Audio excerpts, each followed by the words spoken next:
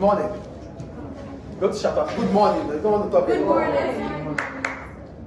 Good Chapter morning. 42. Yeah, thank you. Chapter 42 business is legislation. When we talk about legislation, legislation simply means law, the law of a country. That means, there is a saying that no one is above the law. So no one is above the law. So for businesses, whatever we do, we have to go through the legal framework so that everyone has equal opportunity. So that's why it's important to talk about legislation when it comes to business adventures. Right? So without legislation, some businesses will neglect the needs of certain stakeholders.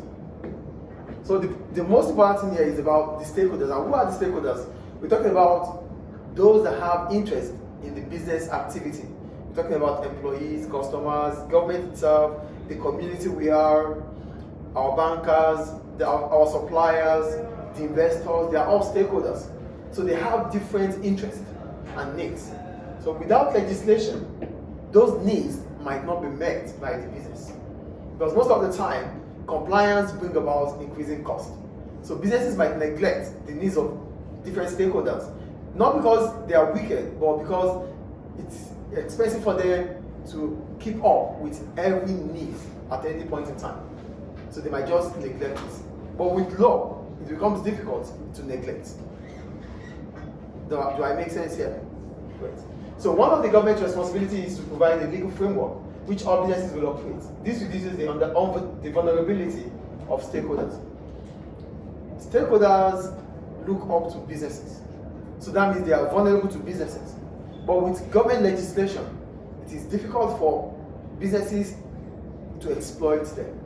So businesses have to do the right thing at any point in time. But without legislation, it might be difficult for businesses to carry on or to comply with all the needs or requirements of stakeholders. So however, too much legislation may discourage investment and FDI, foreign direct investment. This might lead to a fall in national income and unemployment, decrease in tax revenue, and less consumer choice. Too much of legislation, that means if legislation are so strict, it might discourage firms from setting up in the country, or foreign direct investment like multinationals coming into a country. So no matter what happens, government must try to balance things. If not, it will be difficult for the national income or for the GDP of that country to increase or to improve.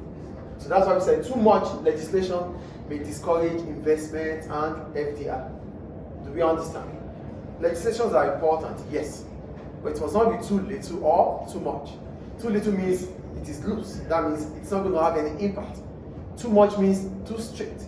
It will discourage investors from coming in. Example of too strict might be too much paperwork, bureaucracy. And if there is bureaucracy and red tape, businesses might not be interested in setting up in the country.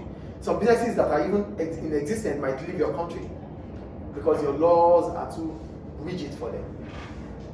Do we understand the point here? Laws are important, but we must not be too strict or too loose when it comes to making laws. Any question up to now? So the first legislation we're going to talk about is consumer protection. You know who consumers are? We are consumers, right? Without laws or legislation, we might be vulnerable to businesses. They might sell goods and services to us at higher prices, exorbitant prices, give us information that are not real. They force us to buy business products or services by false pretense. But with laws and legislation, it is difficult for them not to comply. So here I wrote, consumers want to buy quality products at affordable prices. They want clear and adequate information about the product or service they purchase. They don't want dangerous products Without government legislation, this may not be possible. So the point is, without government legislation, consumers will be exploited. Consumers become vulnerable. They will buy products with higher prices. There will be misinformation. There will be information gap in the market. Yeah. I made students disconnect. Okay. All right. So, without government legislation, it's difficult for businesses to allow us, consumers, to buy at an affordable price. So, how does consumer legislation now affect businesses? We said consumers are to be protected. So, if consumers are to be protected, there are implications on these when it comes to businesses. The first one is increases in cost. Improving products to meet the required health and safety legislation will increase the cost of production for firms. If businesses have to comply with health and safety laws, this means they have to improve on their health and safety operations. That means they have to ensure that workers are protected at workplace. They have to provide them with all safety equipment. This will be considered expensive. So that increases the cost of production for firms. Do we understand the first point about the implication of consumer protection here? The implication of what's it called? The implication of consumer protection when it comes to legislation. Do we get it, please? The second one, quality control. Because they have to comply with legislation, it simply means they have to improve on all operations that involves quality. We talked about quality in the previous class, which means meeting customers' expectation. So because quality has to be improved, businesses must ensure that they are able to control their quality by improving on all operations. That means they have to use TQM.